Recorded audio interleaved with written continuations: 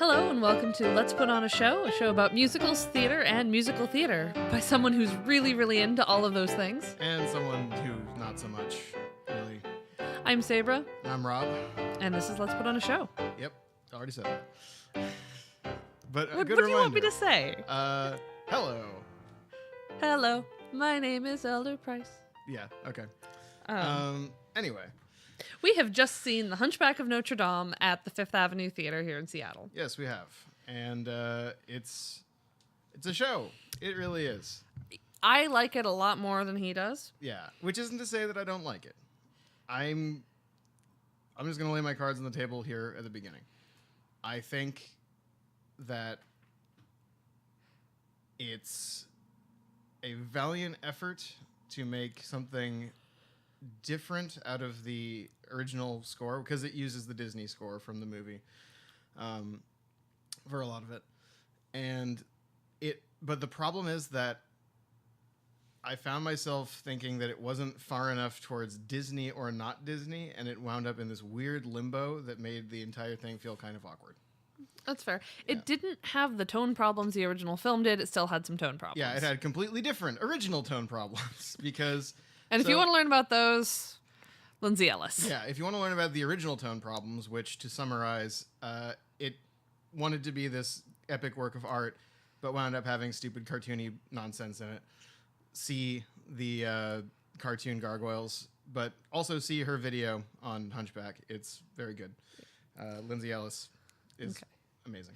So to avoid a pitfall we usually go into, I'm just going to go ahead and launch into the plot. Okay. Because that's something that we'll like start talking about things. I'm just like, wait, but we need to give context. So Yeah. Context first. I will say, though, that this book is over 200 years old, and this the movie was in the 90s. So most people probably know the basic plot. Yeah, most people know the basic plot. We'll just book it through the songs and what goes on. So opens on the Bells of Notre Dame with the 30-person PLU chorus on stage the entire show, Which is great. That's a really and cool touch. it's really cool. And the Bells of Notre Dame tells Frollo's backstory, Yes, which you don't get in the Disney film, and is very different from the Disney film because he is now a priest instead of a judge. Because he was originally a priest, but when they made the Disney film, it was the beginning of the whole thing with the Catholic Church. And that's the thing. Also they didn't want to offend the Catholic people because they would imply that a priest is lusting after a woman. Gypsy, yeah. Yeah. Now here's the thing. This is the beginning of where the play starts clashing with itself, because the play tries to keep the central conceit of, who is the monster and who is the man? Is it Frollo or Quasimodo that is the monster or the man?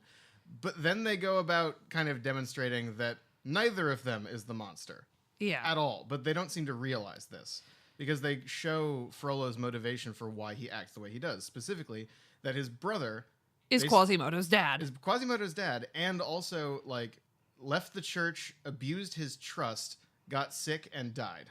And left him with Quasimodo. Who he was not ready to raise and did not want to. Yeah. So it's immediately like, oh, this guy has a sympathetic backstory that makes you realize why he's doing a lot of what he's doing. Yeah. And one of my favorite things is after the show, we were at the stage door, and I was very tired and was trying to say, brother Frollo, indicating, Frollo's brother, because they both have the last name Frollo. One of them is Dom Claude, who is the priest, and then there's Jayon, who's his brother. Yeah. And I accidentally just confused all my words and went Brolo. Brolo. So he is Brolo. Yes, he is Brolo. So Brolo played by so Dom Claude Frollo is played by Alan Fitzpatrick, who is amazing, and I love him. He was in Kiss Me Kate, True Believers. Yeah, he was in Kiss Me Kate. And so many other Fifth productions. You can just Google his name, and he's been in 80 million things. Many appearances on Law and Order, according to his bio in the program. Yeah, which I love. And Jayon, his brother, is played by Eric Ankrum, who is a Seattle staple and an amazing actor. Yeah. And then Quasimodo is actually played by two actors in this production, which is my favorite thing, because Quasimodo is deaf in the novel, and the Fifth has cast Josh Castile to play Quasimodo, who's deaf. I saw him in Deaf West Spring Awakening on Broadway. He was in a show at the ACT last year called Tribes, and he is just A+ human being. Stand-up guy. Small bean, love him. But yeah, so let's finish Anyway, up the and prologue then here. and then EJ Cardona is his singing voice. Yeah. So and also one of the gargoyles. One of that the he talks to, gargoyles. which is not an animated cartoon comedy gargoyle. They're just kind of there, and they're gargoyles, and that because that's how works it was so in much the book. better. But anyway, okay, so you get the Bells of Notre Dame, which is like a 10-minute sequence explaining the backstories and setting up who the gypsies are, who Yeah. Quasimodo is, well, all yeah. of that. But and then Josh Castile comes on, just kind of, I And- presume, as Josh Castile, And who's then been- gets into who's character. been time displaced, and he must set right what once went wrong, and hope that each leap will be the leap home.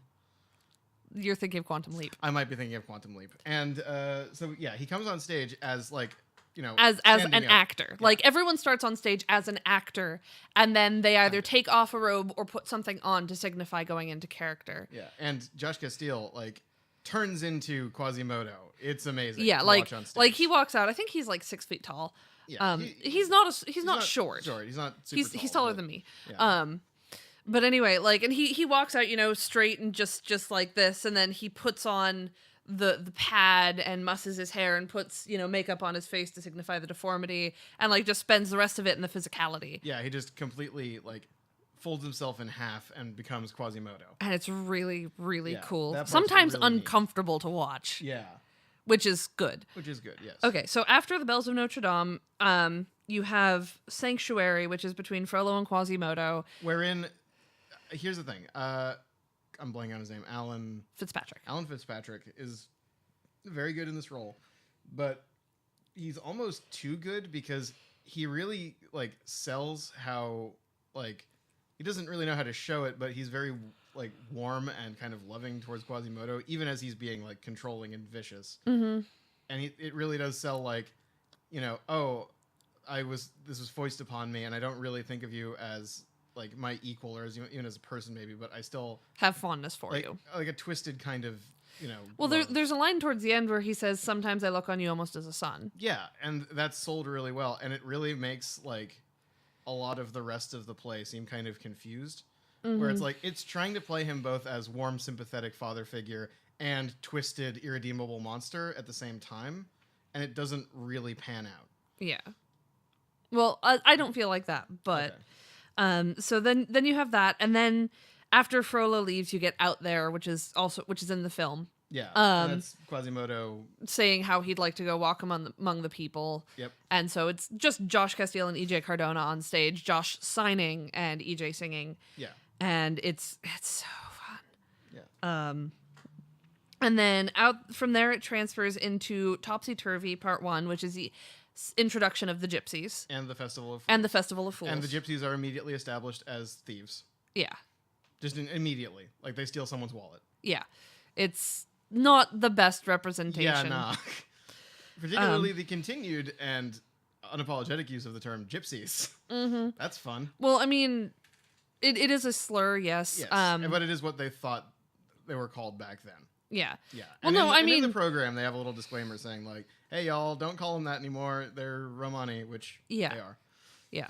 But for the sake of this, and then you meet Phoebus as he comes on trying to seduce a gypsy girl because rest and recreation. I've got 3 days off. I'm going to go find someone pretty. Yep.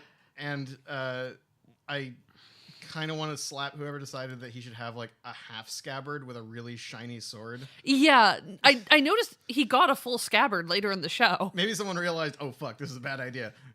Yeah. Because like, he comes out and he has this really shiny sword and just kind of, I'm a gallant hero, waves it around, does the thing. Yeah, but even when it's in his scabbard, It's, like, reflecting. shiny as hell Yeah. and reflecting off. It's bad. And then we're introduced to Esmeralda. Yep. And she sings Rhythm of the Tambourine, which is a very, very, alluring and sexy number. See, I completely misheard what she was singing as the rhythm of the cavalry. Like, I don't know. Something weird went on in my brain or between, like, her pronunciation. I don't know what happened, but I was like, what the fuck are you talking about? The rhythm Yeah. of the cavalry. Anyway, Yeah. that was my bad. Esmeralda, played by Danielle Williamson. Yep. And then after that, it goes into Topsy Turvy Part 2, in which Quasimodo, wins the ugly face contest. Yeah, literally, like, he's the crowned the king of fools. And then they start beating him. Yes, and here's the thing about that. Part of the, like, you know, the part of trying to establish Frollo as being controlling and you know, manipulative is him saying, if you go out there, they'll think you're ugly and evil and monstrous, and they'll be mean to you. And then he goes outside, and they are immediately mean to him because they think he's ugly and evil and monstrous. Mm-hmm. And I'm like, all right, cool. So he's right. Yeah. He's totally right. But then Esmeralda shows him sympathy, and then they sing Sanctuary 2, which is a reprise, and Frollo going, I was right, get back in there. Yep.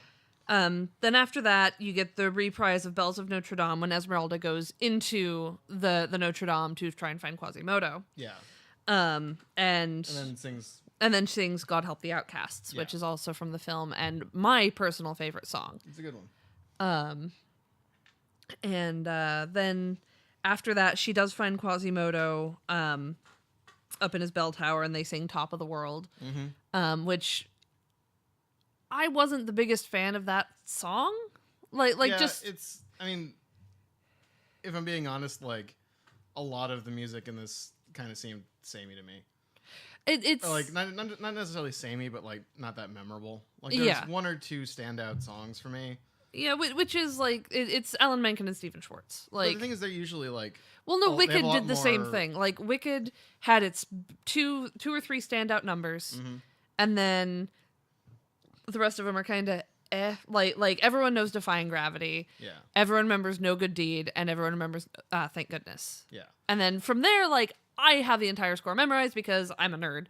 But then even Alan Menken's other Disney stuff is a lot more varied. And the thing is that because the movie's like, what, like 80, 90 minutes? Something like that. There's a lot less room for like extraneous songs that don't really do anything this musical... from, you get to sing now, do. This musical is 2.5 hours long, for reference. Which is like, they did not add an extra hour of plot. They basically had an extra hour of like, well, we've got time to do this now. They added a lot more chorus stuff and a lot more between Phoebus and Esmeralda. Yeah, which fair enough, but it's still like.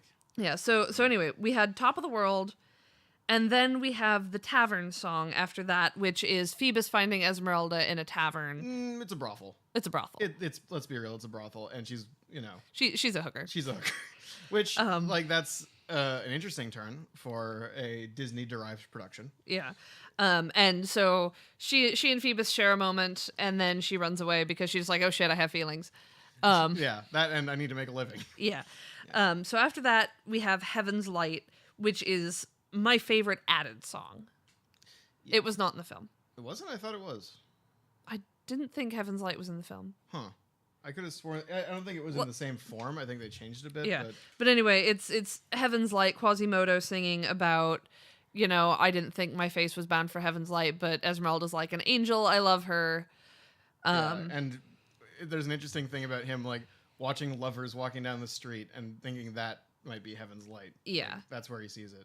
Yeah. Which is an interesting kind of thing where, and they actually bring a lot more attention. I don't think it's here. They bring a lot more attention, like, of Frollo, like, suddenly kind of putting two and two together and going, oh no, he hit puberty. Yep. Okay, and so after Heaven's Light, you have Hellfire, which, of course, was like the standout knockdown show. But that's the thing is, like, I was kind of expecting the show to go to intermission on Hellfire. I was too. So, but then they kind of add a second. What is that? The next one. The next one is Esmeralda, which is, Frollo saying if she won't be mine, she's going to die. But that's in Hellfire.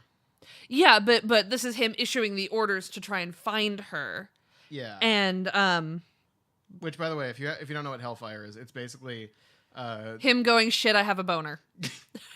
Shit, I have a boner, the song. And it's also like probably my favorite or in my top 2 Disney villain songs. It's like that and Friends on the Other Side from Princess and the Frog. Yeah. Which I'm kind of like, 6 out of 10 on Princess and the Frog, but that's my favorite Disney villain song. No, like, my favorite Disney villain song actually never made it into the movie. Oh, is it Snuff Out the Light from Emperor's New Groove.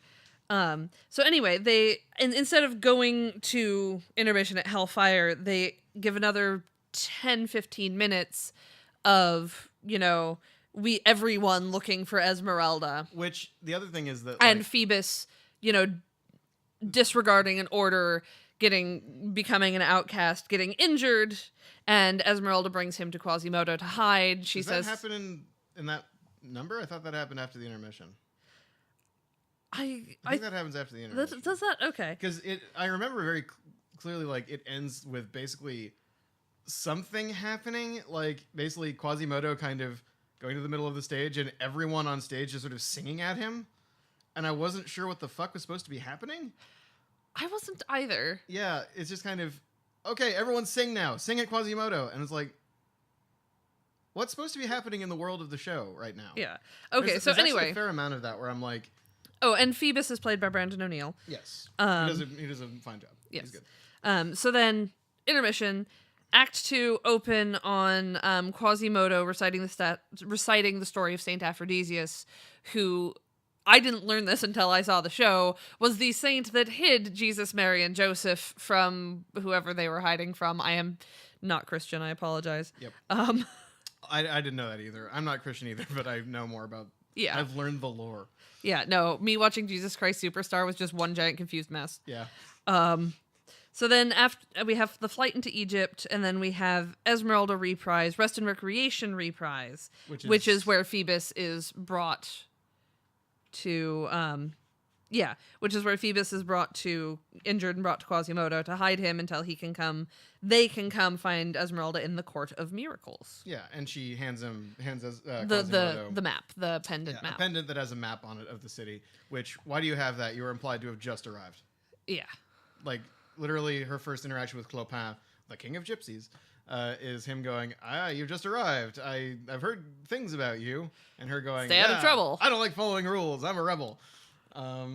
So her having that pendant is a weird thing. Yeah. Right? So anyway, and then, Quasimodo and Phoebus fight almost comically. No, yeah, it is pretty funny, actually, because it's basically an injured man and a hunchback fighting over a locket. Yeah. And then they together go to the Court of Miracles, in which Frollo follows because he's looking for Esmeralda. Yeah, and it kind of... Basically, when they find the Court of Miracles, which is a graveyard, they first of all threaten to hang Phoebus and Quasimodo. And also, they sing about how well hidden they are. Yeah. Which kind of comes off as, on cat-like tread, it's... On cat-like tread upon a prairie steel. Yeah. In silence tread a cautious way we feel. It's like... Pirates of Penzance. Yeah, it's a pirate, but it's like, bro, you're... Okay. It's closer to the Gallivant one. We're off on a secret mission. Yeah. Yeah, it's weird. But then Esmeralda's like, no, stop hanging people. Why are you... These are my friends. Yeah. And then, of course, Frollo shows up with the troops, arrests everybody. Except Clopin, who makes his... Clopin makes an escape. Yeah. And then... Quasimodo is chained up in his tower. Esmeralda is put in a cell. Frollo is again creepy towards Esmeralda and is just like, I'll give you your freedom and Phoebus's if you give yourself to me. And she's just like, no. And then he brings Phoebus in to say goodbye. And Phoebus is like, you have to. I don't care about me. Do it for you. And so it's literally like they're arguing with each other about why she should sleep with Frollo. Yeah. Because he's saying, you should sleep with him to free yourself. And she's like, nuh-uh, if I sleep with him, it'll be to free you. It's just like, But anyway, and then they end up spending the night together in the cell. Just skip immediately to spooning, which I thought was kind of fun. Yeah. Well, it's a Disney production, and there was no bed on stage. A Disney production that has a scene set in a whorehouse. Yeah, but the whorehouse gets set on fire. So that really makes it okay. Apparently. Apparently. And the thing is, anyway, and then... Real quick. You say it's a Disney production. Is it like actually funded by Disney, or is it they licensed the score? I think they put a thing about special... Hunchback of Notre Dame is presented through special arrangement with MTI. Musical Theater International. It's the script licensing company. Okay, so they probably didn't really have any hand in this. Yeah, I don't see Disney's name anywhere. I know Little Mermaid had Disney all over it. Unlike with, Disney's Newsies, the Broadway musical, A Star Wars Story, which was very much a Disney production. Yeah.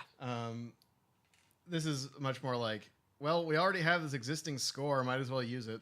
Yeah, and Glenn Casale, or Casale, I'm not sure how you say his last name, the director, had already produced it with a deaf Quasimodo before. Yeah. John McGinty was the actor at that point. Anyway, I back love to Joshua Casale. Yeah. So while they sleep, Quasimodo sings "Made of Stone," which is my favorite song of yeah, because it's basically him. Like the gargoyles are telling him like, you need to go help her. You need to be heroic. You need to do. And he's like, every time I've tried, I've made things worse. Like, and not just that, but like, no, Frollo was right. Every time I've tried, not only have I made things worse, people have brutalized me for existing. The only person in the world, or the only two people in the world, that have ever shown him any sort of affection are Frollo Esmeralda and Esmeralda. Yeah. And when he tried to help Esmeralda, he got her arrested. Mm-hmm. And it's basically him saying like, no one fuck you. I'm going to hang out here. It's fine. Like, I don't, what do I owe anyone at this point? Yeah. And then while they set up the pyre to burn Esmeralda, you get a really cool Kyrie eleison, which is a Latin song prayer. Which they do that a lot in the show. A lot of Latin. Yep. And then as Esmeralda's being set on fire, Quasimodo's like, well, shit, I do have to rescue her. Yeah, like immediately does a 180, which is fine considering. And then he like fights off all of the troops after he runs with Esmeralda into the building. Yeah, grabs her off the pyre and then yells, "Sanctuary!" And then everyone's like, "Oh, okay." And then Frollo's just like, yeah, and Frollo's just like, "You can violate Sanctuary. This is my church." And so they burst down the door. Yeah, which is an interesting thing. But anyway, so then he like tosses a huge log on them. Like just caper toss. Yeah, like, but with the help of his voice. gargoyle voice, which is EJ Cardona. Yeah. But then I thought it was really funny. They they catch the big log and then they start beating the door in with it. Yeah. So I'm like, Quasimodo, why did you help them? Yeah, and then he of course pours molten lead over everyone, which was a really cool effect. Hardcore. Yeah. And then Esmeralda dies in his arms. Frollo comes in. Yeah, which I had like a notion in my head that they might just have her tank getting burned at the stake. Just, like they did in the film. Like they did in the film. But no, they took the book ending. Yeah. Spoilers. Yeah. And she dies in his arms. Frollo comes in. Quasimodo just tosses Frollo off the top of the building. But here's where we get into another like weird thing. Basically, at a certain point, it's basically Quasimodo says, gives him a bunch of shit for all of the things that he's done. And then he says, like grabs him to throw him off the roof and then says, "I told you, master, I am strong." And that would have been the perfect time for him to just throw him off the roof. Yeah. Mais non. What they do instead is they have Frollo say, "You don't want to hurt me." And then have all the gargoyles in unison say, "Yes, you do. Elucidating one of the only laughs of the show at the dramatic climax. How do you fuck that up? Like that's sorry. That really bothered me because it was like them going. I think they thought it would come off as badass, but it doesn't at all. It comes off as a huge blunder. I liked it. Like it didn't take me out. Really? Yeah. Like, being surrounded by laughing people during the scene where the bad guy gets his comeuppance is rarely a good thing. And also keep in mind, we saw a preview performance. That's true.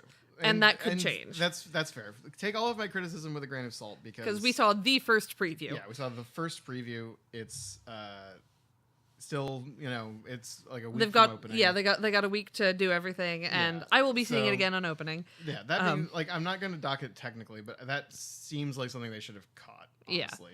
Yeah. But anyway, and then after he throws Frollo off, Phoebus comes up, and they both do the thing and like get all huggy over her body. Yeah, like you do. Like you do when the woman you both love died. Yep. And then Phoebus fucks off. And then Phoebus fucks off. They orate the ending, which is that he basically when 200 years later someone opened the crypt and the skeletons were entwined, and when they tried to move them they crumbled to dust. Yeah, or his skeleton crumbled to dust. Yeah. Hers was apparently fine. Yeah. Because they don't mention it. Yeah, and then you get the finale ultimo, which is just everyone coming out and, you know, being back as just actors singing. Yeah, Castile untransformed. Yeah, he like stands up, takes the thing off, hands it off. Yeah, goes to see a chiropractor. Yeah, that was our joke at the stage door because everyone was taking a little while to come out. It was just like, you know, Josh probably has to see a chiropractor before he comes out. Yeah, because it was something there. Yeah. But anyway, I really, really enjoyed this show. Yeah. And like I had seen the La Jolla production, which was the first iteration, which starred Michael Arden and Patrick Page. Mm-hmm. It struck me as a play with not enough plot to fill out its running time. Because like, I don't know, just having every like interaction that's even vaguely emotional be stretched out into a song. You know what I mean? Like it didn't. I didn't need feel to be like as that. long as it was. I didn't feel like it was too long. I just was like kind of like zoning out a little bit towards like the end of the first act. It was like, all right, keep going. I know where you're going. Just can you get there a little faster, please? Yeah. And like, that's the thing is like that plus the brand new tone problems, which I will discuss now. Which is so in the original, the animated, well, the original book, as I understand it, is a gloom-filled slog that's basically devoid of mirth. Yeah, it's Victor Hugo. Yeah, it's Victor Hugo. But then in the movie, they added like comic relief, which was out of place. Jason Alexander. Jason Alexander as a gargoyle playing cards with a bird and like having weird cartoon sound effects as a man falls to his death from the parapets of Notre Dame. That's all like weird and mishandled. But the show's solution seems to be not to make the tone dark, but to remove any comic relief. Because the show, honestly, to me, does not come across as especially like gothic or interesting, which it could have been. It comes across the sets are super cool. The sets are super cool. I liked. This is probably a coincidence because this is actually like a real architectural thing in medieval architecture. But the holes in the like flying buttresses all were shaped like Mickey Mouse's head. You didn't notice that? I didn't notice that. It's no. like it's just 3 circles, and that's a real architectural thing. But the way it's angled makes it look like Mickey Mouse, Mickey Mouse, Mickey Mouse, Mickey Mouse. I didn't even notice. Yeah. And okay, you finish your tone problems. I have a thing. But that's the thing is like, all of the songs are still like Disney-y. Well, they're Alan Menken. I know, but that's the thing. If you're going to have that tone in the songs, like Hellfire is the most lyrically interesting one of all, and the rest are like kind of poppy Disney, version, like kind of darker versions of that, but still that. Yeah. And when you have a show whose tone is so kind of bleak, or it's supposed to be bleak, having this air about it kind of undermines it. Like, I was thinking this is the one time where, like, overwrought melodrama... Shouting no over your lover's dead body. Like, that would make sense for this. This could work. Not necessarily that, because, like I said, there's no way it's to make impossible that to do funny. that. I expected it, though. I was a little bit expecting it, but... having, like... the lyrics be more like complex and less like, yeah, we will go straight to hell, like kind of really obvious rhymes, like just kind of 4/4 beat, that kind of thing. It made it feel like just kind of, I don't know what to tell you. It just felt like kind of bland to me, like the music and everything. And the other thing is that like when you move from an animated movie or any movie to a stage show, you're going to lose a certain amount of epic scope and like unless you're Little Mermaid. I haven't seen The Little Mermaid. It was on Broadway or whatever, but different epic one. scope and scene geography, because especially during the Festival of Fools, it seemed like Quasimodo was just sort of randomly moving around the stage, which I suppose is supposed to mean like, oh, this is him moving through the crowd. But when the crowd is so small, it seemed like he was just kind of moving around the perimeter of a roughly 15-person carnival. I didn't see it like that. So my thing is the ASL in this show is all of the gargoyles signed Quasimodo while speaking. And they, will touch him to get him to look at them to sign, which is, that's how you're supposed to. That's how ASL works. Yeah, and there's a nice bit where the first time Esmeralda meets Quasimodo, she tries to talk to him when he's not looking at her, she tries to talk to him when she goes, "Oh, you can't hear me." Yeah, and like touches him, and he jumps. Yeah, and it's the first time anyone other than him and Frollo have been up. Yeah, and she says, "Oh, you can't hear me." He says, "I can't hear, but I can read lips." Yeah, and also signs a little bit to her, and she signs a little bit back, like he teaches her. Yeah, which is really cute. And and that's a really interesting aspect of the play. Yeah. Yeah. Because he is deaf, and he was deaf in the book. And it's noteworthy that I don't think Frollo ever signs to him. No, he doesn't. No. And that's another indicator of like him not being that's a whole thing is like so I in college I took ASL and deaf history, and I sign. And there's a whole thing about oralist educations, which is where deaf kids were forced to learn how to speak and read lips and could not sign, and were actually beaten for signing. Yes. This is something that they actually dealt with in Deaf West Spring Awakening, which was directed by Michael Arden, who I adore, and is 2 for 2 with Broadway directing and Tony nominations. Good for him. Let's hope they get the right guy on camera this year. He's been nominated for Once on This Island. When he was nominated for Deaf West Spring Awakening, they didn't put the right guy on screen when they were doing some random guy. In the crowd. Just some rando, and like everyone was confused. Yeah, and but anyway, he's done a lot of work with the Deaf West Company, and Joshua Castile was in that production of Deaf West Spring Awakening. He played Ernst to Andy Mientis's Hanschen, and they were adorable. Yeah. If you haven't seen Spring Awakening, go see it. There are local productions almost everywhere. It's a very popular show for young kids to do. Not young kids, but like high school kids. Yeah. If you've watched Rise, they did it. I haven't not, and I don't know what you're talking about. Yeah, I haven't watched Rise either, but apparently it was good. Is that the one with Ali Carvalho? Oh, nope, never heard of it. I thought you were talking. Was there one with the guy from Josh Radnor? Yes. Oh, that's the same one. Really? He plays the teacher. Ali someone. Person. Moana. Yeah, Moana. I don't remember. I can't pronounce her name. Sorry. Ali Carvalho. Okay. Ali Carvalho. Yeah. All right. It's not really an EO on the end, but it's like HO, and it's a thing. Carvalho. Yeah. All right. Sorry for mispronouncing your name, Ms. Carvalho. If you're listening, please tweet at us and tell us. Please tweet at Elia Carvalho so that she can tell us how to pronounce her name. Ali. See that clearly I need it. Yeah. Okay. Anyway, my mom spent like 12 years in Hawaii, so like you do. Anyway.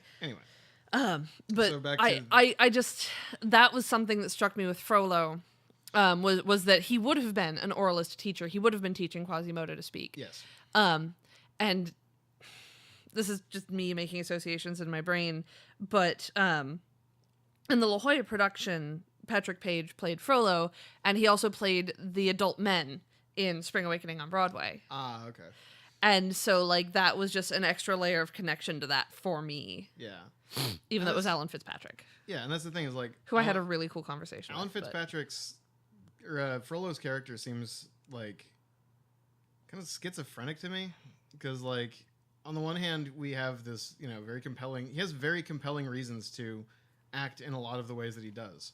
Like, his reasoning for, like, not leaving the church is that they took him and his brother in. His brother basically rejected their help.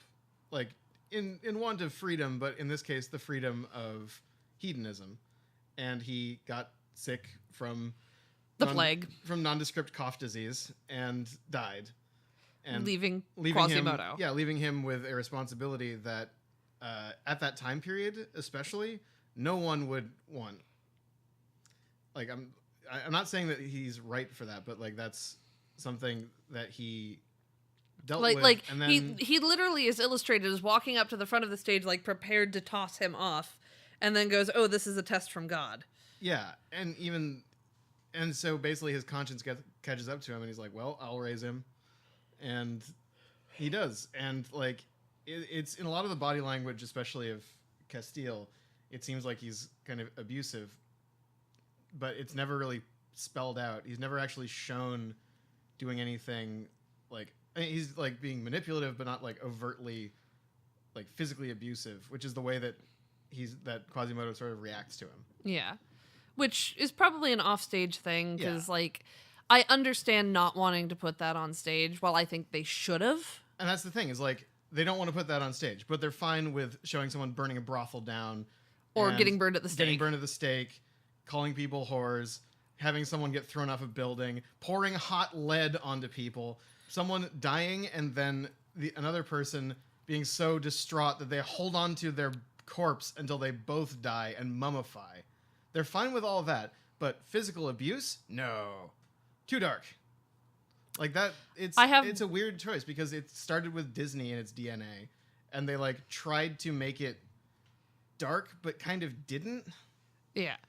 You see what I mean? My question is like, if you're going to make a Disney movie, why choose a Victor Hugo story? Like, that's my biggest thing, is because I was a huge Victor Hugo nerd in high school. I read Hunchback, I read Les Mis, I read I think it's called Battle with a Cannon, which was a collection of his short stories. Anyway, dude writes like your senile old grandpa. You're not quite sure where this is going or where you started, but damn if it isn't fun to listen to. But it is also... What's up? Phone call us, interrupt us. Okay. You're not gonna take a shit on the floor? What? Okay. Let's see. I think we can do that. Yeah. Okay. Yeah, we can pitch in for parking. Yeah, we can pitch in, and you can borrow my ferry ticket. Yeah. Okay. Yep. Bye. Okay. He's driving over. And he's not going to take a shit on the floor? He said get swifty, which he meant get drunk, but in the context of this, anyway. Okay, so yeah, why indeed would you? So Victor Hugo writes like your senile old grandpa, who you're not sure where the story started or where it's going, but damn if it isn't fun to listen to. But it's also very dark, because that was what Paris was at the time. Yeah. Like it's telling that in the it's fine in the program there. Yeah. It has like a history of the novel. Yeah. And it mentions that in Les Miserables, he tried to take a more forgiving look at human nature than in Hunchback of Notre Dame. I mean, being fair and lame is no one gets outright beaten for being ugly. No, but someone does have all their shit stolen for being poor. I mean, that's true. But you also have the redemption arc of Jean Valjean, which this will be a whole nother podcast. I have a lot of feelings. Someday we will get it to work. It's playing at Paramount starting next week. Oh, so I was thinking we should do that. I'm not going to be here next week. The 6th or the 10th? No. Darn it. Yeah. Oh, well, we've got the 25th or the 10th or whatever. We'll do whatever. Anyway, so... yeah, why indeed? Why do that? I think it's because adapting classic literature has worked for them in the past. It's basically Disney's bread and butter. Mm-hmm. And they, honestly, I mean, there's actually a pretty solid, compelling history of why they did it in the Lindsay Ellis video we were talking about. But to summarize, basically they wanted to get a Best Picture win. Yeah. Like, not Best Animated, Best Picture. Because Beauty and the Beast had been nominated for Best Picture. Yeah, which I see why. That was a really solid story. Really solid story, and just a really solid movie.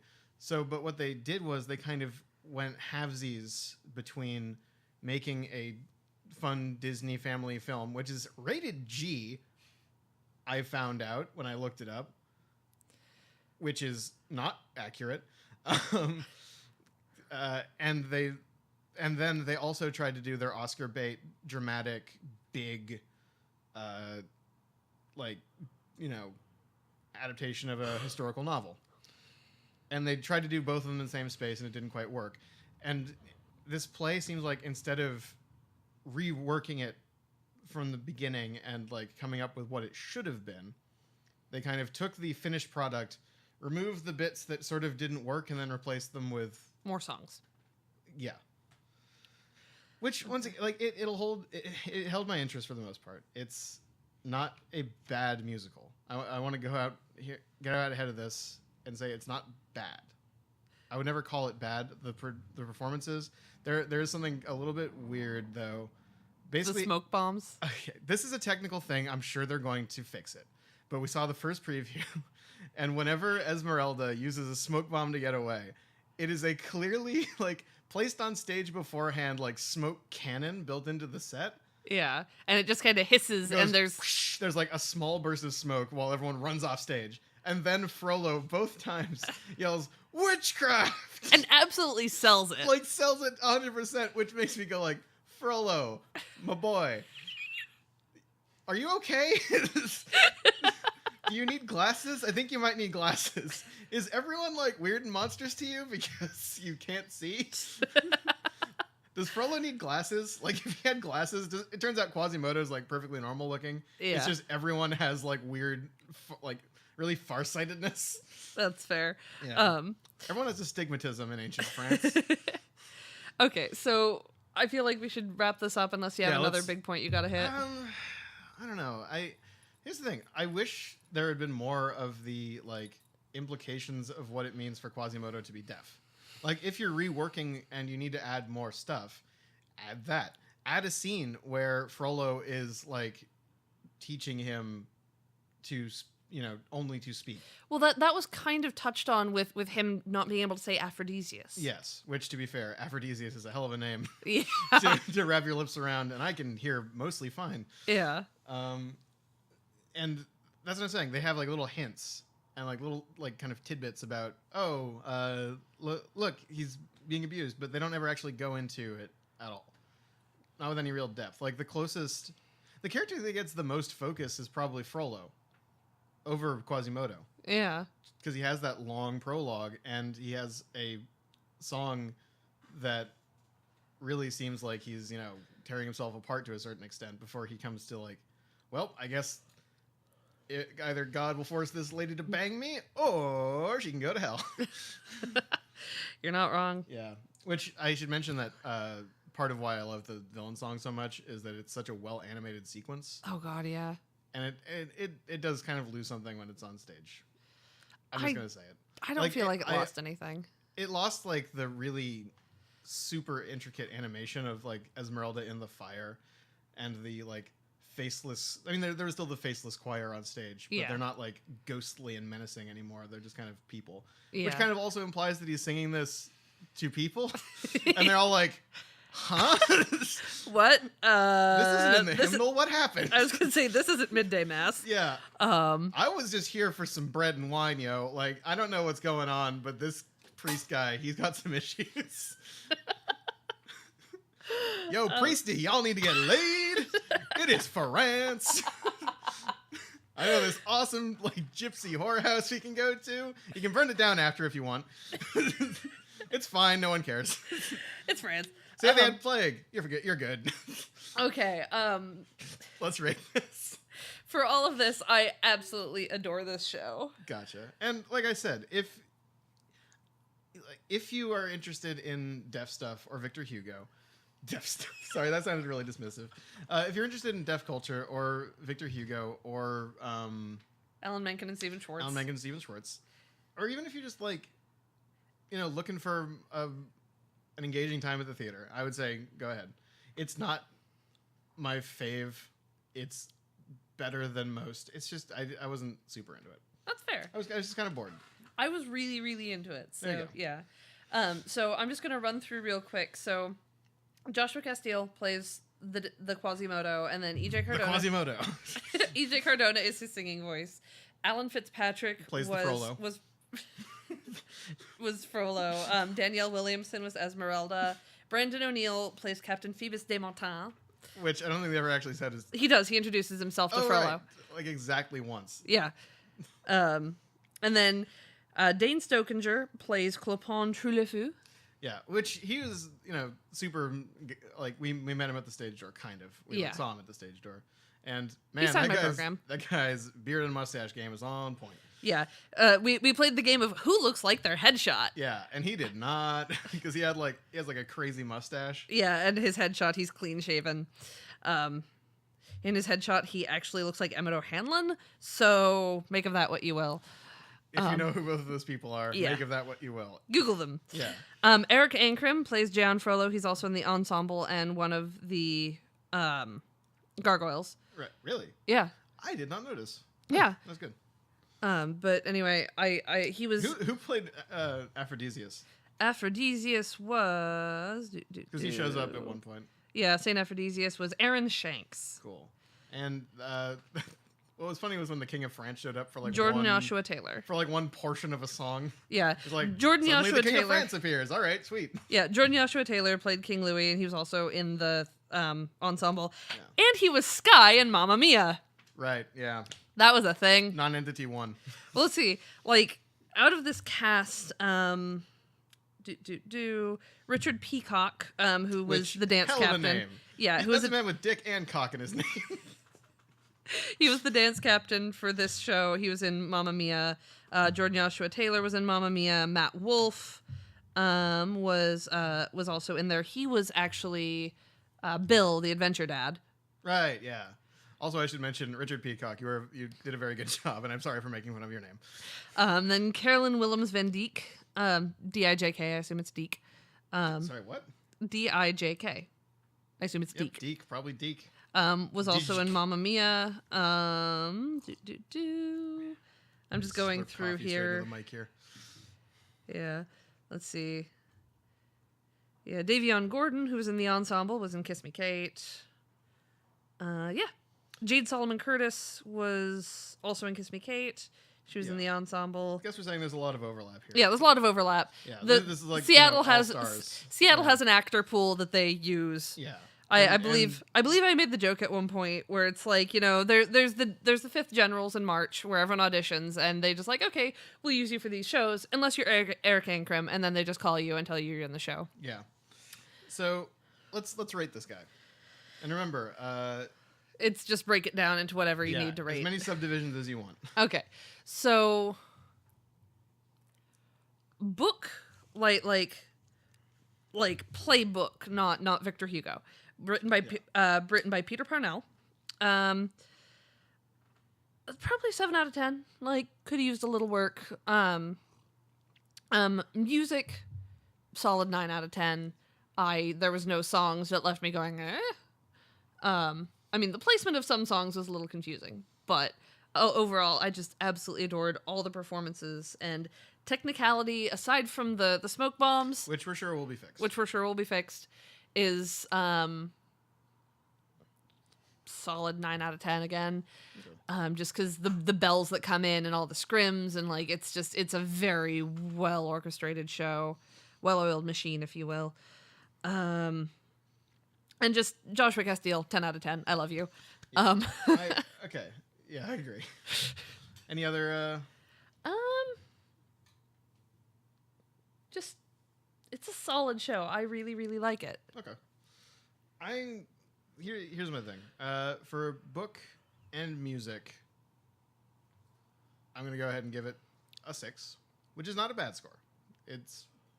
I don't subscribe to the whole 6 is a bad game, 7 is a good game, 8 is a great game. That's not the rating scale that I like. 6 is fine. It's good. It's worth your time if you're into theater at all. It's worth your time. I wouldn't say bring the entire family, but bring everyone you know. Make sure that everyone sees it. But if you're into musical theater, you'll enjoy it. You'll find something to like. As far as technical stuff goes, aside from the technical mistakes, which we're sure will be fixed, there's nothing bad. There's nothing super overwhelmingly good either for me. So call it a 7. I think the technical execution is very, very competent, but nothing overwhelming. Yeah. And to subdivide a little bit further, I think that the music itself would get like a 5 from me if it were not for Hellfire and Made of Stone, because honestly, those two elevate the entire show. Actor-wise, I think you're right that Josh Castile gets his own 10 out of 10, because that was a really super impressive thing. And also, it's just more impressive when you remember, dude's deaf. Like, he can't, there's no auditory cues for him. He has to be in the right place, often with basically no visual stimulus and no auditory stimulus. He has to find his way to the exact right spot at the exact right time. That is insanely impressive. Yeah. He actually talks about it. There's an interview in the program, if you go to see it, where he talks about having to work out things with the cast and technical crew of like, I can't hear you. I need a visual cue or something. Yeah. And like... But when he does have cochlear implants. Yeah. And he can hear and speak reasonably well. Yeah. And he performs the speaking voice of Quasimodo. He doesn't have the gargoyle speak for him all the time. Yeah. He speaks in signs, and just the singing part is E.J. Cardona. Yeah. And also just the sheer amount of belt and emotion that he gets from Sanctuary. Oh God, yeah. That's just really good. And just dude's a solid ass actor. He's good. And like with E.J. Cardona, I made a joke about this one as well, where it's just like, we need a singer. Let us get the best singer. Yeah. He's a solid guy as well. Yeah. So yeah, I think nothing to write home about, but if you're in the area and you want to see a show, go for it. Yep. And if you love Josh Castile, come see it. Oh yeah, if you love Josh Castile, yes, absolutely. And you're welcome for the background image for this one. Oh yeah, I usually am the one who goes for the photos at the stage door. But I was the one who was like, I want a picture with this guy. And so like places. I'm just sitting there just like, oh shit, my hair, and like almost drawing my face with a Sharpie trying to get my hair out of my face. Yeah, I mean, you'll see. You can see, by the way, that's what we look like. That is very much what we look like. The one that is not leading man handsome is us. Let's play a game. Which one's Sabra and which one's Rob? Yeah. I mean, we know that I look like a lumberjack, so it shouldn't be that difficult. I mean, but I look like a lumberjack too. I think I look a bit more like a lumberjack than you. That's fair. Yeah. But anyway, yeah. This has been Let's Put On a Show. Let's Put On a Show. I'm Sabra. And I'm Rob. And let's go break some legs. Yeah. And, you know, if you break them, they will come. If you are in the right kind of establishment.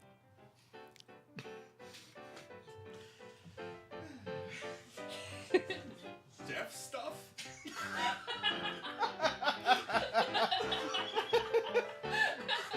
That's going in. Let's Put On a Show is a production of Blood and Thunder Publications, all rights reserved. Our music, which you're hearing right now, is Ragamama by Purple Planet Music. And I am honor-bound to mention that they did, in fact, fix the technical issues that we were talking about, especially RE, the smoke bombs, and also removed the, yes you do thing that I complained about so much. So, good on them. They figured out what wasn't working and fixed it. Also, the guy who said deaf stuff at the end was our friend Sam. So, shout out to Sam. How's it going, Sam? Anyway, have a good day.